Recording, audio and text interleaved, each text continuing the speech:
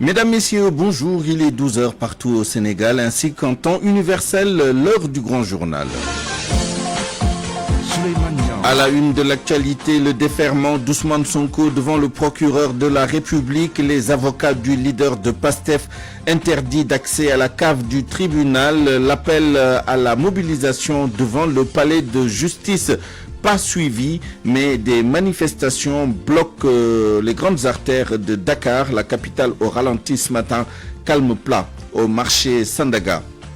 Coupure de l'internet mobile au Sénégal depuis ce matin. Le ministre de la Communication, des Télécommunications explique la mesure et donne les précisions sur la durée de la restriction. Vous entendrez maître Moussa Bokar Thiam dans un instant. Remise des prix du concours général Chertchoub du lycée scientifique d'excellence de Diourbel, désigné meilleur élève du Sénégal. La cérémonie se tient à l'instant.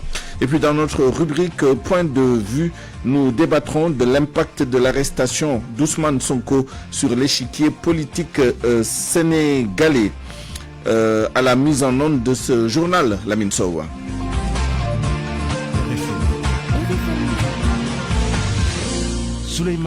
Ousmane Sonko attend donc d'être reçu par le procureur de la République, ce après son arrestation et son placement en garde à vue vendredi dernier, après un incident qui a opposé le leader de PASTEF, les Patriotes, et une femme qui l'accuse de l'avoir filmé sans son consentement. Nous nous rendons tout de suite au palais de justice La Dior, où nous retrouvons notre reporter sur place, Boubacar Diam. Bonjour. Oui, bonjour Suleiman. Quelle est la situation sur place? Actuellement, nous n'avons pas beaucoup d'infos concernant l'audition d'Ousmane Sonko parce que nous sommes dehors en face du tribunal. Mais retenez juste que, il y a quelques minutes, l'un de ses avocats était sorti pour faire une déclaration. Donc, en face de la presse, sans doute vous aurez l'élément. Mais là où je vous parle, il n'y a que des journalistes et des gens qui viennent au tribunal pour des enrôlements ou pour régler quelques autres documents administratifs. Les partisans d'Ousmane Sonko avaient appelé à une mobilisation de la population devant le tribunal. Qu'en est-il? J'ai vu tout à l'heure un groupe de personnes se faire sortir du tribunal, escortés par des agents de police, mais quand nous sommes allés donc pour les interroger, les policiers nous ont tout doucement demandé de retourner dans notre périmètre qui nous est réservé, faute de quoi on ne retournerait pas dans l'enceinte de ce périmètre-là plutôt. Mais on ne sait pas si c'est un groupe de partisans ou pas, mais l'essentiel, il y a quelques leaders donc de la coalition Yewwi Askan Wi qui sont présents. Il s'agit de Déthié Fall, Cheikh Oumar Youm, Moustapha Guirassy, Bara Dolly aussi, il est parti il y a à peine une heure. Mais à part ces gens-là, je ne vois pas de militants aux abords donc, du tribunal de Dakar. Merci Boubacar Dian. Nous vous retrouverons dans nos prochaines éditions, bien évidemment. Ousmane Sonko face au doyen des juges Omar Maham Diallo, l'un de ses avocats, vous l'avez dit tout à l'heure, dénonce une dictature du procureur de la République. Selon maître Ciré Clédor Ly, Abdou Karim Diop a interdit à ses camarades d'avoir accès au leader de PASTEF, anormal aux yeux de l'avocat qui déclare que ses collègues et lui doivent pouvoir s'entretenir avec Ousmane Sonko pour le préparer en vue de son face-à-face avec le juge. Maître Ciré Clédor Ly au micro de Boubacar Dian. Nous sommes dans une situation de non-droit. Tout le monde sait que le leader du PASTEF, Ousmane Sonko, notre client, a été encore une fois enlevé avec une brutalité inouïe, indigne d'un état de droit. Manu Militari, il a été conduit au niveau de la BAG, Brigade des Affaires Générales, qui dépend de la DIC.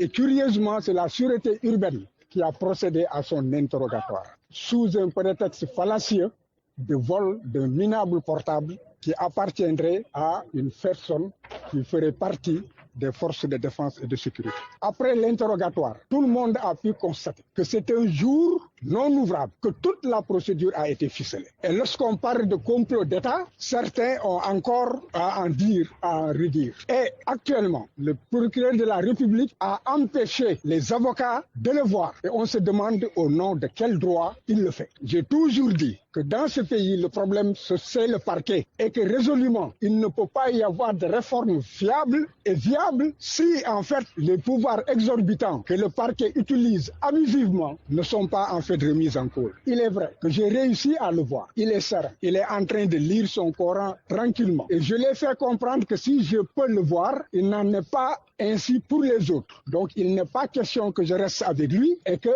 je vais demander aux avocats présents de me suivre pour qu'on porte cette anomalie et cette violation encore des droits de la défense au niveau de l'opinion nationale et de l'opinion internationale. 2h06 sur le terrain politique à Kaolack. Les patriotes de la région expriment leur indignation concernant l'arrestation du leader de PASTEF. Ils dénoncent ce qu'ils considèrent comme un complot visant à empêcher Ousmane Sonko de se présenter à l'élection présidentielle en 2024. Lors d'une conférence de presse ce matin, les patriotes de Kaolack ont exigé la libération immédiate de leur leader sans condition. De plus, ils ont appelé toutes les forces vives de la nation à résister pour préserver la démocratie. Mamadou Niang, le porte-parole, s'exprime au micro de Fatoumbo. Le président Ousmane Sonko, homme politique et chef de l'opposition, a été confronté depuis 2021 à une série d'accusations, notamment de viols répétitifs, avec menaces de mort et de diffamation. Avec notre grande surprise, il a été de nouveau arrêté, cette fois pour vol de portable et appel à l'insurrection. Ces arrestations successives soulèvent des inquiétudes quant à la volonté de restreindre les droits et libertés d'Ousmane Sonko, dans le but manifeste de l'empêcher de se présenter comme candidat à l'élection présidentielle de 2024. Le gendarme qui était en direct sur TFM dit que la femme gendarme était chargée de surveiller le président Ousmane Sonko. Des contradictions flagrantes et inquiétantes. Cette situation suscite des doutes quant à la véritable raison de son arrestation et soulève des questions sur les méthodes employées. Face à cette situation, il est urgent d'exiger la libération immédiate et sans condition d'Ousmane Sonko. Sa détention prolongée pourrait avoir des conséquences graves pour la stabilité et la paix dans le pays. La résistance devient un droit essentiel pour ceux qui aspirent à une société juste et démocratique. Nous lançons un appel à toutes les forces vives de rester debout et défendre la démocratie déjà blafrée. La situation qui n'est pas sans conséquences sur les activités. Par exemple, le marché Sandaga est moins animé en ce début de semaine. On voit des gendarmes et des policiers dans les grandes artères du centre-ville. Le face-à-face entre le leader de PASTEF et le doyen des juges justifie cette situation.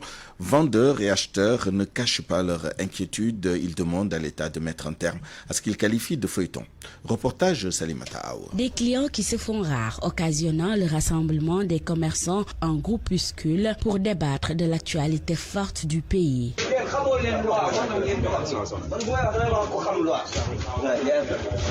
Alun Badarayan, tailleur à la galerie païenne de la rue Chong, explique que tout est à l'arrêt. C'est la psychose totale. C'est une journée perdue d'avance. Les clients ont même peur de venir récupérer leur tenue. Et ce sera la même chose quand on voudra rentrer, ce sera très compliqué. Son ami Fallou Djokhane embouche la même trompette. Il invite les chefs religieux à se prononcer sur la situation. C'est très dur, madame. On avait l'habitude de travailler avec des clients de la sous-région, mais actuellement, c'est le statu quo. C'est vraiment difficile. Nous demandons aux chefs religieux de se prononcer. C'est le moment.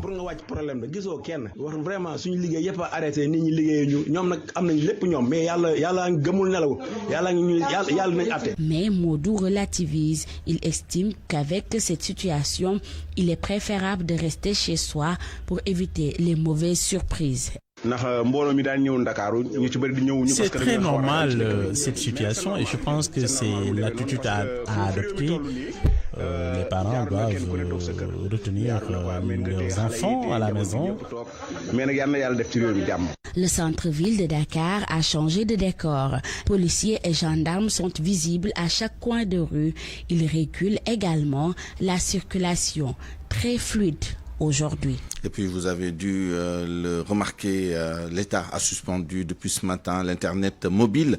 Le ministre de la Communication et des Télécommunications explique cette mesure par un souci de garantir l'ordre public face aux appels à l'insurrection et aux messages subversifs dans le cadre de l'affaire de l'arrestation du leader de PASTEF, Ousmane Sonko. Mais il précise que cette suspension va durer juste quelques heures. Écoutons Maître Moussa Bokartiam au téléphone avec El Hadj Ndiogou Diène. Cette décision a été prise de suspendre temporairement sur quelques heures de la journée l'Internet des données mobiles notamment l'Internet sur les téléphones, en raison effectivement des menaces qui pèsent sur l'ordre public dans le contexte effectivement de l'arrestation de Ousmane Sonko. Et surtout, lorsque nous avons remarqué que depuis 2 jours, il y a une amplification des appels à l'insurrection, une amplification de messages haineux, une amplification de messages subversifs sur les réseaux sociaux depuis 2 jours, raison pour laquelle, par principe de précaution, parce que la préservation de l'ordre public, c'est avant tout la prévention, donc pour éviter justement que le pays ne soit encore sous l'effet de fausses informations à travers les réseaux sociaux. Ce sera quelques heures dans la journée. Nous apprécierons en fonction de la situation sécuritaire du pays. Et je précise tout de suite que Internet est quand même disponible dans les lieux de travail, dans les entreprises, dans les domiciles. Internet n'est pas coupé. C'est juste l'Internet sur les téléphones qui est coupé. Est-ce qu'une telle mesure ne constitue pas une violation, une entrave à la liberté des citoyens? Nous savons tous que les impératifs de maintien de l'ordre public, les impératifs de sécurité nationale priment ou sont prioritaires par rapport à toute autre considération. Et puis pour être complet sur ce dossier, revenons sur la conférence de presse des avocats d'Ousmane Sonko hier avec l'irruption contre toute attente de maître Juan Branco au Sénégal. L'avocat franco-espagnol s'est présenté au point de presse des avocats de l'opposant sénégalais. Pool d'avocats auquel il fait partie, seulement un mandat d'arrêt international avait été lancé contre lui 2 semaines plus tôt, mesure qu'il brave pour montrer son engagement envers Ousmane Sonko. Nafissatou Silla. C'est de manière inattendue que Juan Branco débarque au Sénégal alors qu'un mandat d'arrêt international avait été lancé contre lui depuis le 14 juillet. Pourtant, il avait annoncé sa venue un peu plus tôt, le vendredi même, où Ousmane Sonko a été cueilli chez lui par la gendarmerie. On envisage sérieusement l'hypothèse de se rendre sur le sol sénégalais. D'après plusieurs informations, il serait passé par la Gambie pour entrer dans le pays. D'ailleurs, une information judiciaire a été ouverte contre lui pour des crimes et délits en lien avec les troubles survenus en début juin. L'avocat a quand même provoqué une surprise générale hier à la conférence de presse des conseils d'Ousmane Sonko. Il a bravé ce mandat pour montrer son engagement auprès de l'opposant sénégalais Ousmane Sonko. Juan Branco ne manque jamais l'occasion de tirer sur la justice sénégalaise pour défendre son client, dit-il, et il en est de même pour ce qui concerne le président Macky Sall, surtout à travers les réseaux sociaux, avec moult posts pour, selon lui, dénoncer la situation politique au Sénégal. L'avocat franco-espagnol est allé jusqu'à porter plainte contre le président sénégalais pour crime contre l'humanité. Hier, à la conférence de presse, Juan Branco n'a pas hésité à se montrer téméraire face au procureur Abdou Karim Diop. En vous attaquant à Ousmane Sonko, vous faites allégeance à la mort, contre ceux qui défendent la vie. Je suis venu vous dire, au nom de cet homme que vous a décidé de faire emprisonner, que nous n'avons pas peur, que nous avons l'âme tranquille des hommes qui luttent et qui observent sans dédain ni pitié ceux qui s'offrent à la servilité. Je suis venu prêter main forte à ceux qui ont décidé de défier le malheur et la fatalité. L'avocat de 34 ans, Benjamin du pool d'avocats de Ousmane Sonko, a été conseiller juridique de Julian Assange dans l'affaire Wikileaks. En politique, en France, il s'était engagé aux législatives de 2017 avec le soutien de la France insoumise. En 2019, Juan Branco a publié Crépuscule, un pamphlet qui critique l'accession au pouvoir d'Emmanuel Macron. RFM, la radio de toute l'actualité. À Sédhiou, un camion qui roulait à toute vitesse et transportant des marchandises a terminé sa course à l'intérieur du marché central de la ville ce matin. Bilan 4 blessés et un corps sans vie qui se trouve être le chauffeur du camion. La cérémonie de remise des prix du concours général se tient à l'instant en présence du président de la République Macky Sall. 103 lauréats des classes de première et de terminale vont recevoir leur prix. Cette année, Cherchoub du lycée scientifique d'excellence de Diourbel est désigné meilleur élève du Sénégal. Nous y reviendrons avec notre reporter sur place, Koumba Sandiane Faye. Allons à présent à Kaolack où la visite du ministre de l'Agriculture et de l'Équipement rural à Latmingué se déroule à Latmingué dans le cadre du programme national maïs hybride 2023-2024 et c'est un pas important vers la souveraineté alimentaire des populations et du bétail. Aly Ngouille Ndiaye a inspecté les champs de la commune et apporté des assurances aux acteurs concernant les semences et le matériel agricole afin d'améliorer la productivité locale. Fatoumba au compte rendu. Le programme national maïs hybride devient une réalité pour la commune de Latmingué qui a eu l'honneur d'accueillir le ministre de l'Agriculture et de l'Équipement rural, Aly Ngouille Ndiaye. Cette visite marque la première étape du ministre dans les champs de la commune, notamment à Keur Ndongo et Keur Ali Bassine.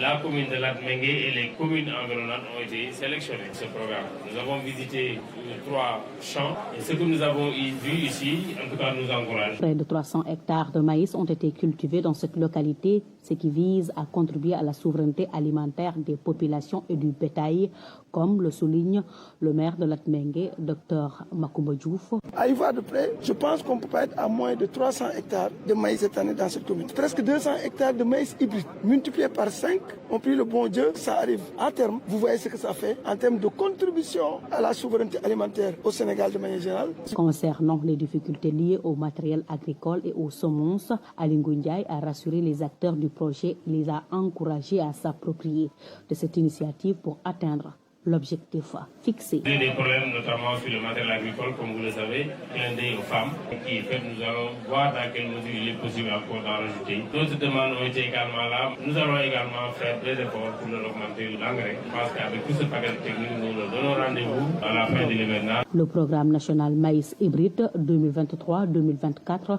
vise à atteindre 25 000 hectares pour garantir la souveraineté alimentaire au Sénégal. Fatoumbaou, Latmingué, Radio Futur Média. Venons-en maintenant à cette affaire de détournement d'intrants agricoles qui continue de défrayer la chronique dans le Fouladou. Un camion qui avait comme chargement stock de 10 tonnes d'engrais destiné à une opération de trafic vers la Guinée-Bissau a été arrêté par les militaires du cantonnement de Saré Ndiaye puis remis à la gendarmerie de Kolda. 2 personnes ont été arrêtées et 2 autres sont en cavale. Abdoulaye Diallo. C'est ce lundi que les 2 individus arrêtés dans l'affaire d'un détournement d'intrants agricoles seront présentés au parquet. Depuis leur arrestation le samedi dernier, ils étaient en garde à vue dans les locaux de la brigade de gendarmerie de Kolda. Il s'agit du chauffeur d'un camion et de celui qui était chargé de convoyer la marchandise. Ils sont accusés de détournement de deniers publics portant sur des intrants agricoles, notamment sur un stock de 10 tonnes d'engrais qu'ils transportaient vers la Guinée-Bissau. Cet engrais a été chargé dans le magasin du village de Medina Alpha Sadou. Leur camion a été arrêté par les soldats du cantonnement militaire de Saré Ndiaye, situé dans la commune de Medina Elhadj, à quelques encablures de la frontière entre le Sénégal et la Guinée-Bissau. Au nombre de 4 dans cette opération, le facilitateur et le commerçant ont pris la poudre d'escampette, pendant que le chauffeur du camion et le convoyeur sont en détention. Au moment où des gens cherchent à exporter de manière frauduleuse des intrants agricoles, les producteurs du département de Médina Yoro Foulah souffrent d'un manque criard d'engrais. C'est le cas au village de Daroupakachar et environnant dans la commune de Bourouko, où les producteurs disent n'avoir obtenu aucune graine d'engrais pour le compte de la présente campagne agricole. RFM Kolda, Abdoulaye Diallo. À Mbour, les commerçants et clients du marché central interpellent la municipalité sur l'insalubrité des lieux. Le marché est presque inaccessible en cette période hivernale car des tas d'ordures sont éparpillés dans les rues ainsi que des eaux de pluie qui provoquent une odeur insupportable. Reportage des Matidiens. Difficile pour ces gens de faire leurs achats tranquillement. Le marché central de Mbour est très sale. Des tas d'ordures sont déposés dans les rues. À cela s'ajoutent les eaux de pluie stagnantes. Ce jeune homme est un vendeur de légumes. Il interpelle la municipalité de Mbour à réagir.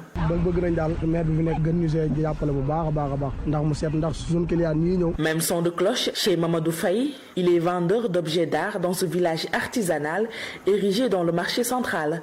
L'homme, habillé en short à cause de l'état du marché, invite les autorités à changer de méthode en ce qui concerne l'entretien. Le maire doit essayer une autre stratégie. C'est comme s'il n'a pas de conseiller.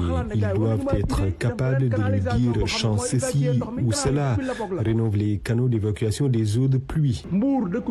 Abbas Gueye est assis juste à côté de lui. Ce dernier évalue la responsabilité de ceux qui fréquentent ce marché central, les vendeurs en premier. Il les invite à changer de comportement. vivre avec ça, c'est pas normal. C'est à cause de les personnes pour moi. C'est eux qui doivent s'organiser. Les autorités ont fait ce qu'ils peuvent, mais c'est nous, on doit changer. Après quelques minutes de marche, nous sommes arrivés au quai de pêche de Mbour.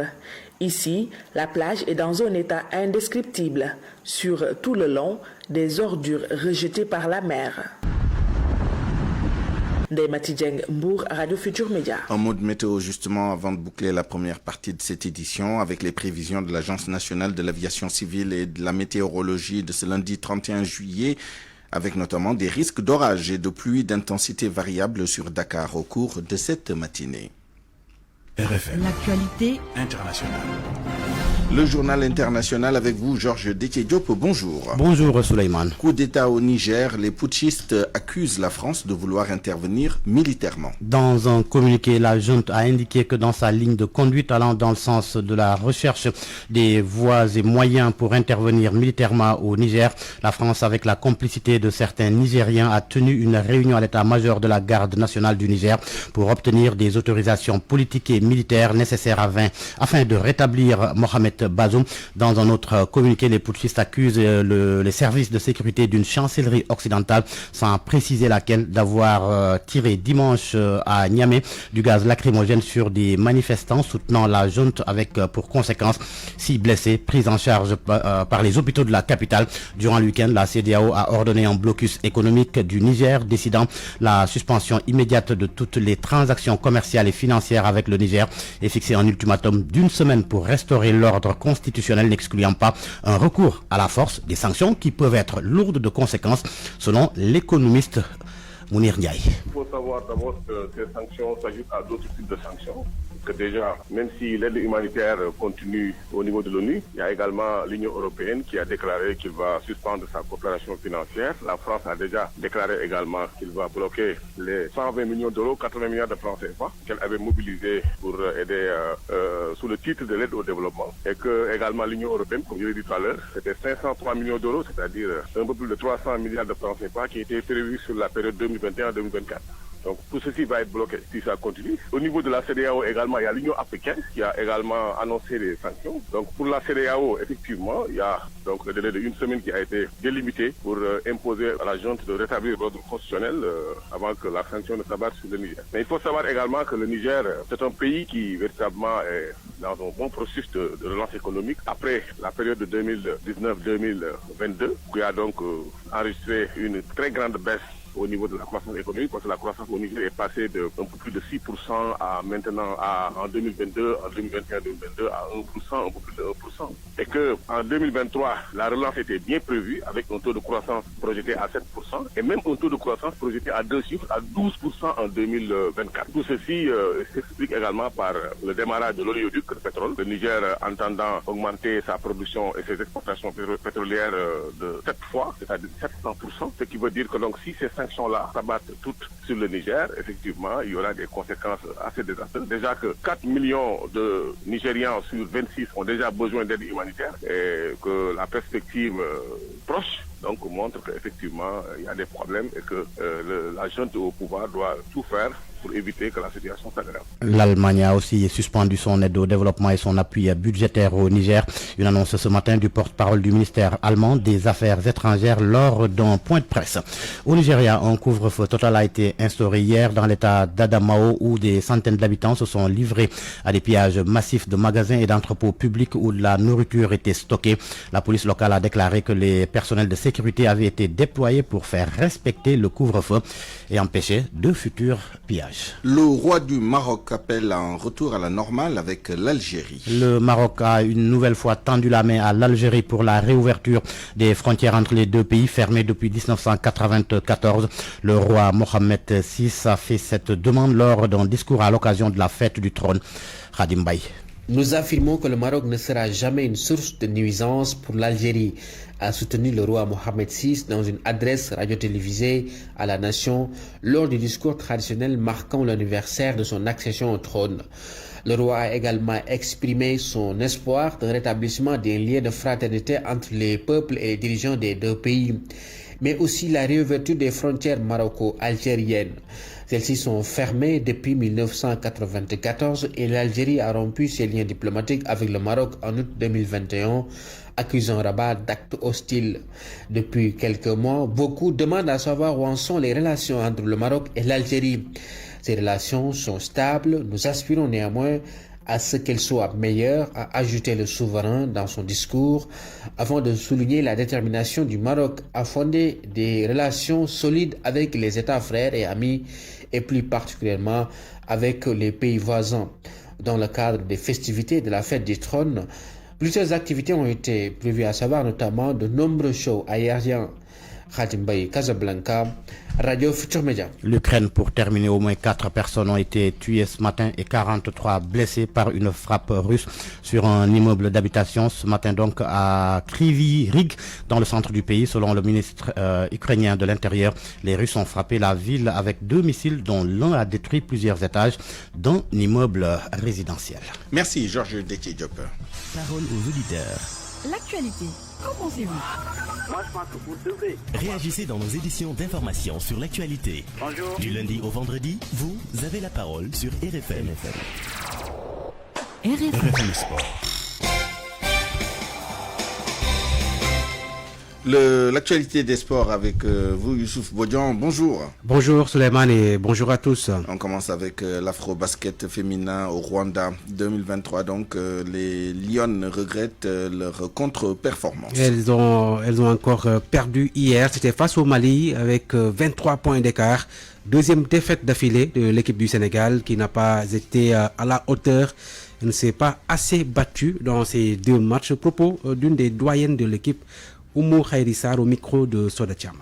Moi personnellement, j'ai pas été à la hauteur. Je crois que je devais donner le mieux de moi-même. Dans l'ensemble, avec tout ce qu'on a travaillé pendant 2 mois, on n'a pas été à la hauteur. Je crois qu'on devait donner beaucoup plus que ça, que le Sénégal à chaque fois est devant, je crois. On n'a pas été à la hauteur. Pas éliminé, ça nous reste les 8e de finale, mais bon, ça fait mal, ça fait très mal. Je crois que ce match-là, comment on a commencé, si on pouvait terminer comment on a commencé, je crois qu'on allait parler d'autres choses, mais bon, il n'y a rien à faire. C'est déjà passé. Là, on va se concentrer au 8e de finale et c'est pas encore fini. Et nous, bien sûr, on se parle entre nous. À chaque fois avant les matchs, on se parle la nuit, on se parle après l'entraînement du matin. Je crois qu'ici, toutes les équipes font tout leur possible.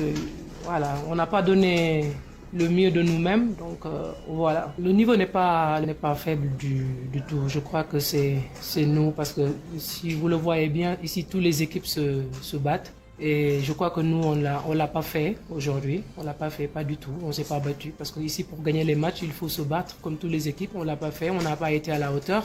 Mais bon, le travail continue. On continue à bosser parce que ce qui est déjà fait est fait. On va essayer d'améliorer, se regrouper, rester ensemble et aller jouer contre l'Égypte parce que on a un match très important à jouer. Oumou Khairissar, les Sénégalaises de Lyon donc qui doivent sortir les griffes face à l'Égypte en 8e de finale demain mardi.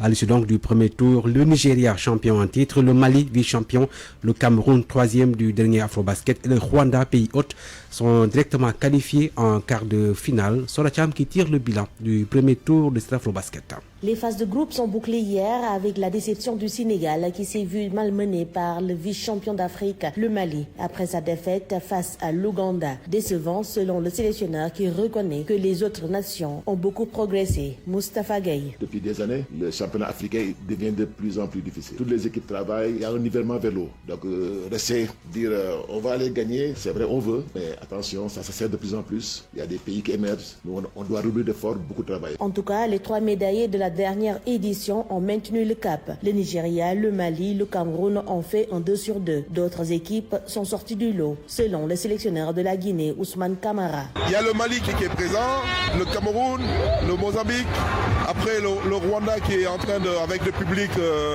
qui joue sur la surmotivation. Le Sénégal, il faut pas l'oublier parce qu'il sera présent. Le sélectionneur sénégalais du Rwanda va dans le même sens. Toutefois, Chersar avertit certaines nations. Les noms des pays restent, les effectifs changent et les coachs changent. Donc, il ne faut pas seulement garder le nom de l'équipe. Il faut aussi voir ce qu'il y a dedans. Je suis vraiment entre l'Égypte, le Sénégal le Nigeria, le Mali, l'Ouganda et le Mozambique. Sont directement qualifiés pour les quarts de finale le Nigeria, le Mali, le Cameroun et le Rwanda. Les 4 autres tickets vont être distribués demain mardi à l'issue des matchs de barrage. Angola fera face à la Guinée, Égypte, Sénégal, Mozambique, Côte d'Ivoire et Ouganda, RDC, Soda Thiam, Kigali, Rwanda, Radio Futur Média. Soda Thiam aujourd'hui lundi, jour de repos. Les matchs reprennent donc demain avec les 8e de finale. Les équipes déjà qualifiées en quart ont l'avantage de se reposer pendant 2 jours. On parle des Jeux de la francophonie. Les athlètes sénégalais en quête de nouvelles médailles. Au menu ce matin, la lutte olympique avec Yacine Diatta et Modou Faye, ordinateur chez les 125 kg. Les Sénégalais seront également sur la piste pour la compétition d'athlétisme. En football, au stade Tata Raphaël, 2e match du Sénégal qui affronte de Burkina Faso tout à l'heure. À 15h, les Lionceaux avaient fait match nul 2 buts partout avec le Congo. Le Sénégal qui a obtenu hier sa première médaille d'or. Elle a été remportée par Sini Semben en lutte olympique chez les 86 kg. Hier également, il y avait une séance de motivation au village des athlètes des Jeux de la francophonie. Une importante délégation d'officiels est venue encourager les ambassadeurs du Sénégal à ces 9e Jeux. Nous retrouvons en RDC Anna Rocha.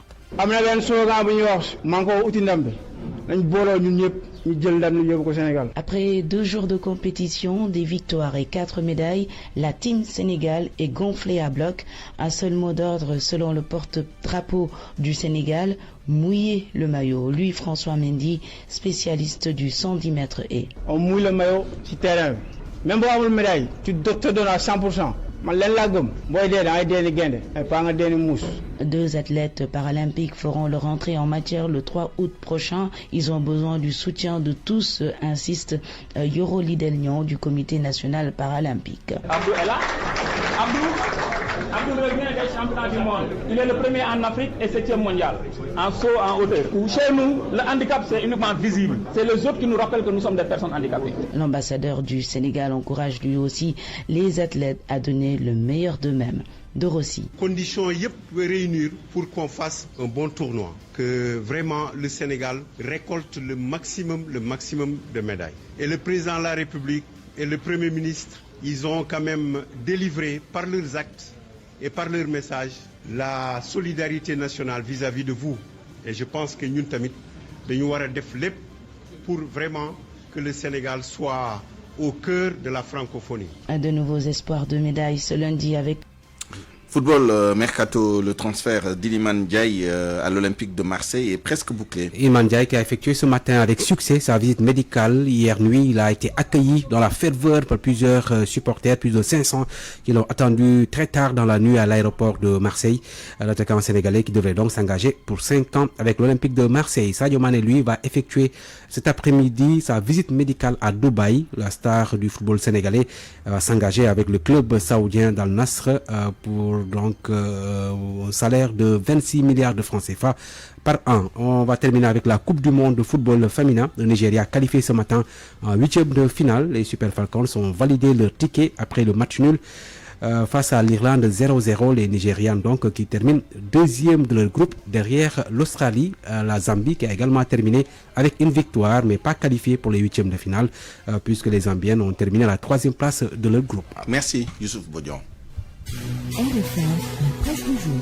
La revue de presse avec Mohamed Ali Mouba. Bonjour. Ousmane Sonko a un pas de rebeu. Son libération. Ousmane devrait passer sa première nuit en tôle et pour cause. Le procureur de la République, dans son réquisitoire, a réclamé le mandat de dépôt à son encontre. Ouverture d'une information judiciaire. Qu'est-ce que le procureur reproche au leader de Pastef? Bien, Le Soleil informe ce matin qu'Abdou Karim Diop vise 7 chefs d'inculpation. Appel à l'insurrection, association de malfaiteurs, atteinte à la sûreté de l'État, complot contre l'autorité de l'État, actes et manœuvres de nature à compromettre la sécurité publique et à créer des troubles politiques graves. Association de malfaiteurs en lien avec une entreprise terroriste. Pour bosser le jour, Proc Serge Pros entendait président Ousmane Sonko comme l'appel ses inconditionnel. Mais l'info trouve que Ousmane va tout droit vers l'échafaud. Cette fois, il risque de ne pas sortir de ce pétrin. Sur ça, prédit des jours sombres pour Ousmane. L'observateur voit du lourd sur la tête de Pros. Ainsi donc, X était Ousmane Sonko constate le journal. Au lendemain des événements de juin dernier, le procureur avait requis, souvenez-vous, l'ouverture d'une information judiciaire et il avait visé X. Désormais, c'est clair, ce X, c'est bien Ousmane, le leader de PASTEF. Le quotidien relève ce qu'il appelle les 7 péchés d'Ousmane Sonko et pointe la controverse sur la contumace dans l'affaire Sweet Bouty. Mon confrère note que plusieurs leaders de PASTEF sont activement recherchés eux aussi. Lundi de tous les dangers décrète alors Sud Quotidien qui note que tout à l'heure Pros va être déféré pour obtenir son ticket pour Rebeuss et c'est le doyen des juges Oumar Maham Diallo lui-même qui devrait l'inculper et le placer sous mandat de dépôt. Du côté de PASTEF, on parle de cabale. Les avocats d'Ousmane Sonko y voient une manœuvre destinée à liquider leurs clients. Et hier, Juan Branco, un des avocats d'Ousmane Sonko, s'est invité à la conférence presse des robes noires. Il a adressé un pied de nez au procureur de la République. Après une brève déclaration, la robe noire a été exfiltrée et s'est engouffrée dans une voiture noire. Le parquet le traque depuis hier. La BIP donc s'est rendue chez Ousmane Sonko, mais surprise, c'est Ben Taleb Sow qu'elle trouve sur place. Le pacifien et Manu Militari appréhendé. Juan Branco serait passé par la Gambie avant d'entrer au Sénégal, écrit Vox Populi, sucré et salé du quotidien l'explique clairement. Le quotidien remarque par ailleurs que le pacifien, faute de militants pour se battre dans la rue, adopte des méthodes terroristes. Leur méthode, ils se regroupent en petits groupes dans des zones où la présence policière laisse à désirer, puis s'attaquent aux véhicules des passants, ils y mettent le feu et disparaissent. Wolf nous dit que nous allons tout droit vers la dissolution de PASTEF. La dissolution de ce parti est en marche. Immigration irrégulière face bruit dans l'inquiétude selon Libération. Là-bas, on est sans nouvelles d'une pirogue qui a disparu voilà 19 jours. À bord, 150 migrants. Mon confrère note que les recherches n'ont rien donné jusque-là. En première page du journal L'Observateur, les lourdes sanctions contre le régime putschiste du Niger. Niger, le poids de la pression et la crédibilité de la CEDEAO en jeu. Le confrère note que le 51e sommet extraordinaire de la conférence des chefs d'État et de gouvernement de la Communauté économique des États de l'Afrique de l'Ouest CEDEAO sur la situation politique au Niger s'est tenu hier à Abuja, c'est au Nigeria. Une occasion, selon le journal, pour l'organisation sous-régionale de menacer la junte et d'exiger le retour à l'ordre constitutionnel dans un délai d'une semaine. Et puis sport pour boucler afro basket féminin Rwanda 2023 battu par l'Ouganda et le Mali. Les Lions à la peine, battus donc 85-83. Par l'Ouganda et le Mali, 72-49 samedi et dimanche. L'équipe nationale féminine de basket du Sénégal, qui a terminé 3e du groupe C, doit aller chercher la qualification pour les quarts de finale mardi face à l'Égypte, 2e de la poule D. Dans le journal L'Obs toujours, football arrivé hier soir à l'aéroport, Iliman Ndiaye accueilli en rockstar à Marseille. Le confrère note que l'attaquant international sénégalais de 23 ans rejoint au club phocéen son coéquipier en sélection Ismaël Sarr. Mercato toujours, visite médicale ce lundi à Dubaï. Sadio Mané rejoint Ronaldo à Al Nassr. Le journal Observateur nous dit il n'y a plus guère de doute. Sadio va quitter donc le Bayern de Munich. Stade quotidien nous dit que Ismaël Iliman Ndiaye, c'est du feu follet au Vélodrome. Ils sont attendus dans le journal Stade toujours 204 buts, 101 passes décisives en 492 matchs. Sadio Mané, un géant, quitte l'Europe. Dans le journal Sunulam, Amabaldé Gris Bordeaux, Bekay Mbaye appréhende ce qui pourrait suivre. Le bras de fer entre face et le CNG. Face sera fixé en tout cas au retour du président du CNG qui devrait donc se prononcer sur la question. Parole aux auditeurs. L'actualité, qu'en pensez-vous? Moi, je pense que vous devez. Réagissez dans nos éditions d'information sur l'actualité. Bonjour. Du lundi au vendredi, vous avez la parole sur RFM. À 12h39, bienvenue dans notre rubrique Point de vue. Quel impact de l'arrestation d'Ousmane Sonko sur l'échiquier politique sénégalais et quelles conséquences sur les stratégies des uns et des autres, que ce soit dans l'opposition ou dans la majorité présidentielle? Pour tenter de répondre à ces questions, nous sommes en ligne et en direct avec M. Abdou Khadre Sanokho, analyste politique, docteur en sciences politiques et en psychologie. Docteur Sanokho, bonjour. Bonjour. Nous sommes également avec M. Hassan Sek, analyste politique chargé de cours dans les universités. Bonjour M. Sek. Bonjour. Alors, Abdou Khadre Sanokho, pour commencer, jusque-là, toutes les stratégies étaient montées, disons, dans le cadre d'un certain contexte avec Ousmane Sonko en liberté et certainement mettre des opérations, en tout cas dans l'opposition. Maintenant qu'il est arrêté et qu'il risque d'être inculpé, voire placé sous mandat de dépôt, qu'est-ce qui va changer sur l'échiquier et dans les stratégies des uns et des autres d'après vous? Donc bonjour à tes auditeurs et à toutes tes auditrices. Un grand plaisir de vous retrouver, M. Nia, et faire un petit coucou à mon grand frère et ami de l'autre bout du fil, Hassan Sek, ouais. M. Sek, oui. Donc juste pour répondre à votre question, je crois que ce qui va être un peu dans une perspective de mutation, c'est clair, hein, c'est que en fait, Ousmane Sonko, je ne sais pas s'il avait vu depuis longtemps venir, mais il devait comprendre qu'il était celui qui gênait le plus au niveau de l'échiquier. Aussi bien ses principaux protagonistes, à savoir de la majorité présidentielle, mais surtout aussi au sein de l'opposition. Certains ont été honnêtes, ils ont eu à prendre leur distance, chez les Abdoul Mbaye et autres, ils l'ont jamais attaqué, mais tout le monde savait que... Mais les autres, de manière stratégique, ont voulu surfer sur sa popularité, son aura, sa légitimité, mais sur ce qu'il représente en termes de perception vis-à-vis des jeunes, pour lui donner l'impression que c'était ses grands souteneurs. Alors qu'en réalité, je n'ai pas vu un seul parmi eux rompre leur tournée ou autre, mais ils le font en termes de soutien diplomatique et intelligent. C'est-à-dire, ils sortent des communiqués, mais force est de constater qu'intérieurement, eux tous souhaitaient de tout cœur que lui, qu'il ne participât pas à la prochaine élection présidentielle. Et vous allez le voir, à part ses propres forces de soutien à lui, mais visiblement, ils vont juste le soutenir d'un point de vue principiel. Maintenant, ce qu'il faudrait éviter, surtout par rapport à son parti, c'est de faire la politique de la chaise vide. Pour moi, le cas Ousmane Sonko, il faudrait qu'il le comprenne une bonne fois. Tout c'est grillé, cette carte-là c'est grillé. Ah. Pourquoi? Parce qu'à un moment donné, il a commis quand même l'erreur un peu de se mettre à dos tout le monde. Non seulement ses adversaires, mais parmi même les gens qui étaient au sein de l'opposition. De par ses sorties tempestives, de ses anciens discours, ses prises de parole publiques, on peut y retracer tout le temps une sorte de fléchette ou de pic qui n'arrangerait pas. Si vous voulez. Et ça, c'est très normal. Il n'est pas issu de la classe politicienne classique. Lui, il est dans, comment ça s'appelle encore, le sans filtre. Et malheureusement, en politique, il y a aussi un problème d'intelligence émotionnelle dont il va falloir faire montre. Donc, de ce point de vue-là, moi, ce que je vois ici, c'est soit que le PASTEF puisse indéniablement lui trouver un remplaçant. Et malheureusement, ils ont tous dit qu'il n'y avait pas de plan B ou C. C'était leur plan dans tous les sens. Et c'est l'erreur qu'avait commise aussi le candidat Karim Wade. On reviendra tout à l'heure sur la stratégie de PASTEF si le temps nous le permet.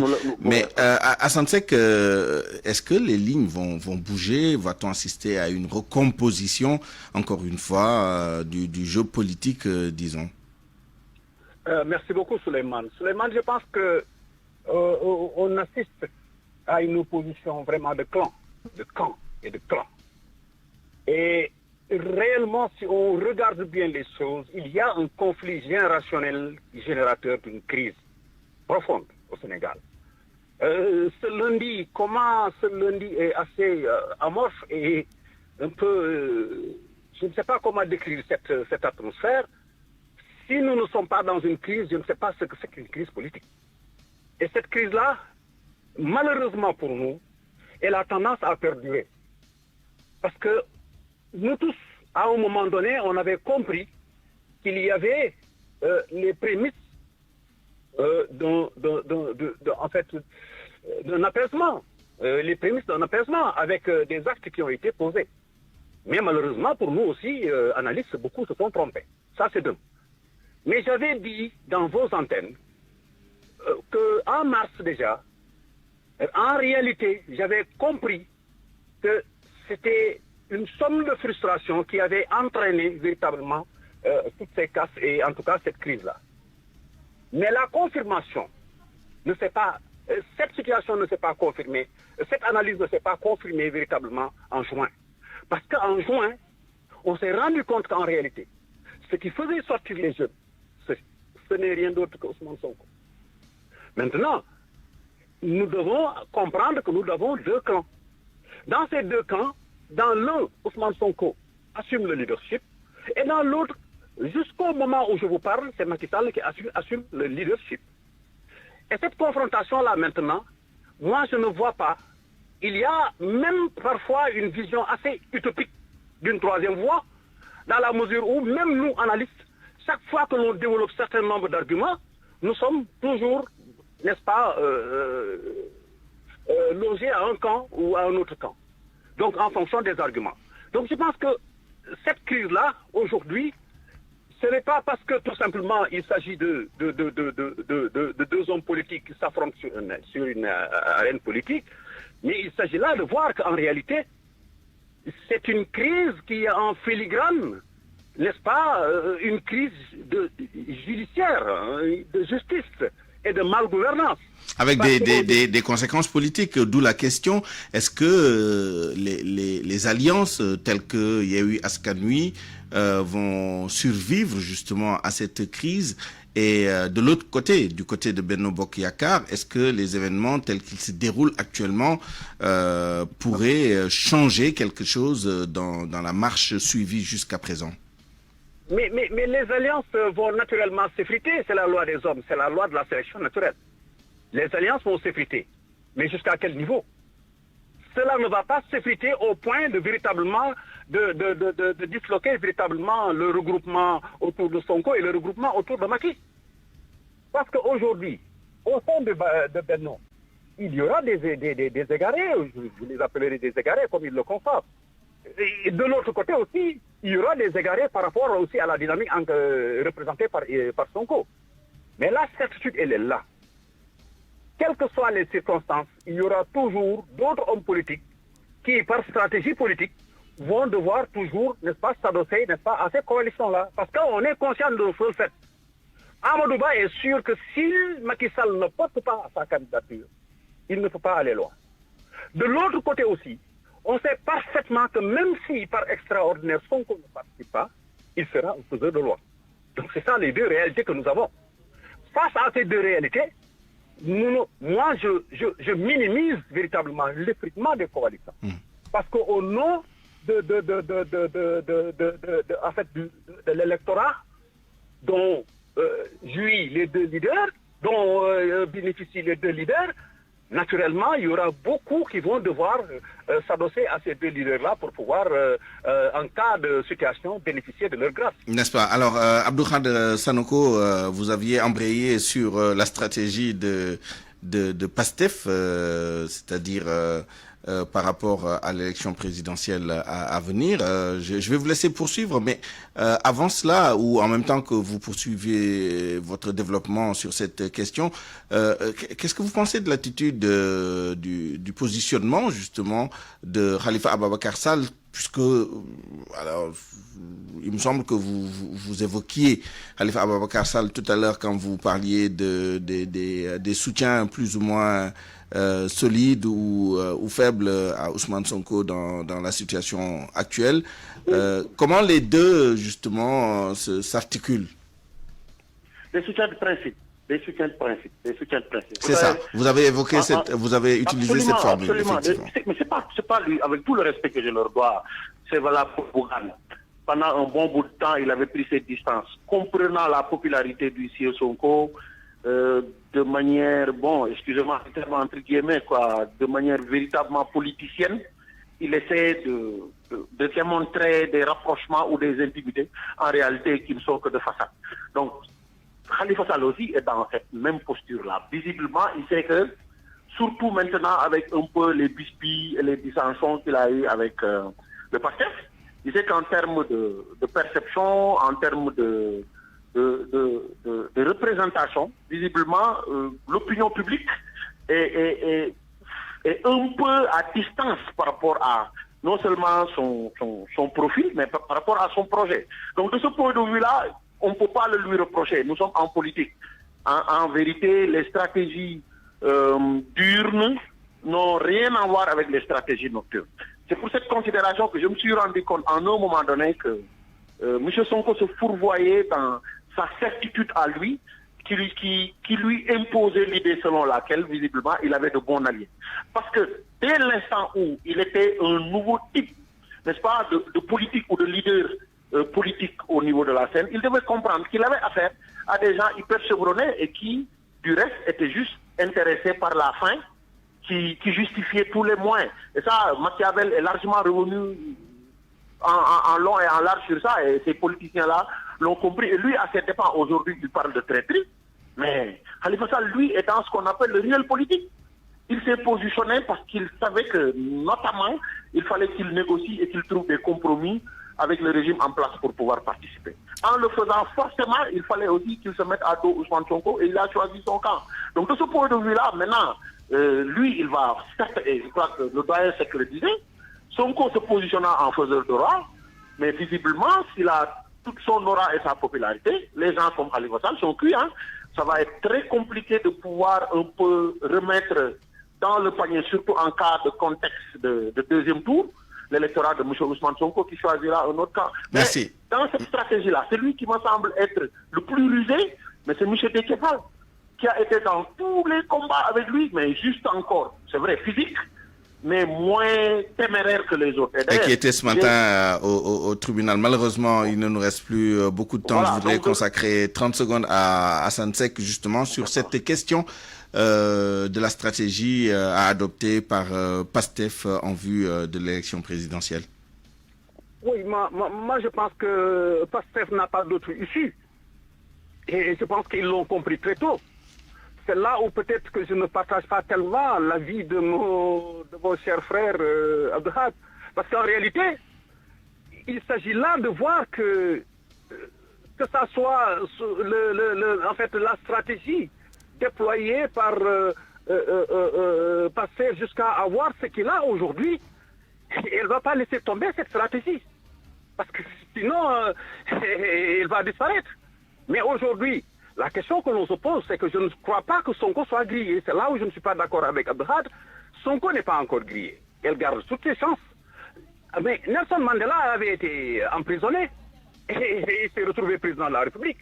Ce n'est pas un emprisonnement, une décision judiciaire même définitive qui pourrait empêcher demain quelqu'un à ne pas être un candidat. Et au demeurant, on n'est qu'au début d'une procédure. Aucune décision de justice n'a été prise pour l'instant. En tout cas, en politique, la politique n'est pas du droit. Merci beaucoup. Merci. C'est un produit de rapport de confrontation. Merci beaucoup à tous les deux. Abdelhad Sanoko, analyste politique, et Assane Seck, analyste politique également. Abdelhad Sanoko, docteur en sciences politiques et en psychologie, et Assane Seck, chargé de cours dans les universités.